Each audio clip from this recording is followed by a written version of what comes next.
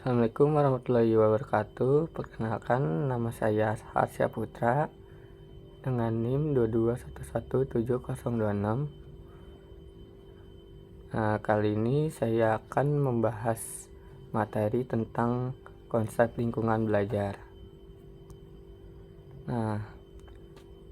Topik yang saya akan membawakan yaitu ada definisi high quality classroom, syarat high quality classroom, analisis lingkungan belajar standar high quality classroom. Nah, di sini ada definisi high quality classroom. Apa itu high quality definisinya? Yaitu kelas mengacu pada definisi yang lebih khusus daripada ruang kelas. Dengan istilahnya yaitu mengacu pada sekelompok siswa yang diajarkan oleh guru yang sama pada waktu yang sama. Nah, kelas adalah kumpulan siswa yang belajar, bukan ruangan. Nah, salah satu syarat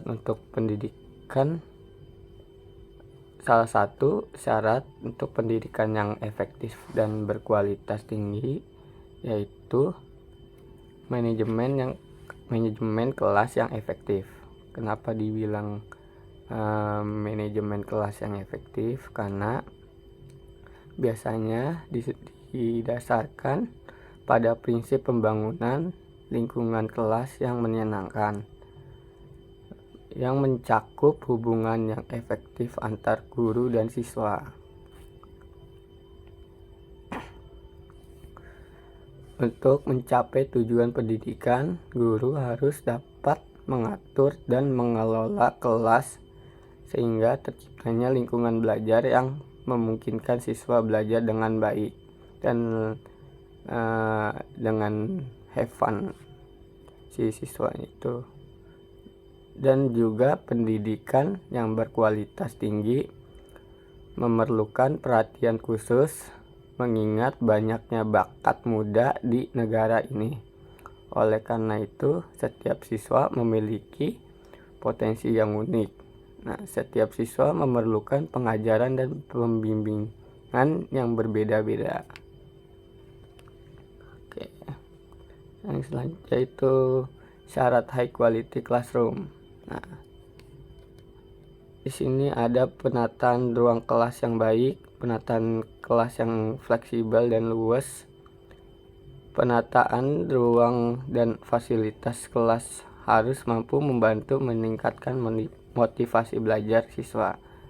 Nah, ketika siswa belajar mengenai suatu konsep, maka perlu ada fasilitas-fasilitas untuk memperjelas konsep tersebut. Ya, seperti media belajar atau video. Nah, penataan ruang kelas itu termasuk meja kursi dipengaruhi oleh falsafah dan metode pembelajaran yang digunakan di kelas. Nah, selanjutnya itu ada analisis lingkungan belajar standar high quality classroom, yaitu hasil belajar siswa merupakan perubahan yang terjadi pada individu yang belajar, bukan hanya perubahan mengenai pengetahuan, tetapi juga pengetahuan untuk membentuk percakapan, kebiasaan, sikap, pengertian, penguasaan, dan penghargaan dalam diri individu yang belajar. Selanjutnya itu ada lingkungan sekolah dan lingkungan belajar.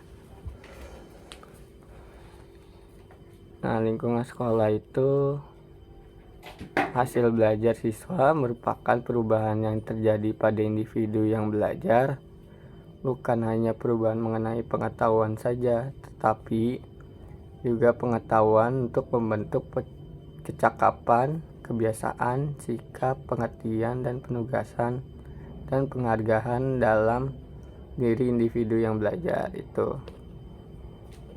Nah, lingkungan belajar itu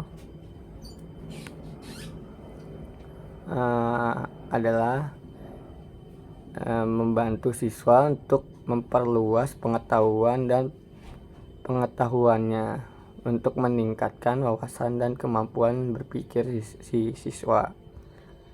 Lingkungan belajar dapat bermanfaat apabila terjadi atau terdapat koordinasi yang baik antar komponen-komponennya. Nah, hasil belajar siswa di sekolah dasar itu juga dipengaruhi oleh proses pembelajaran di sekolah.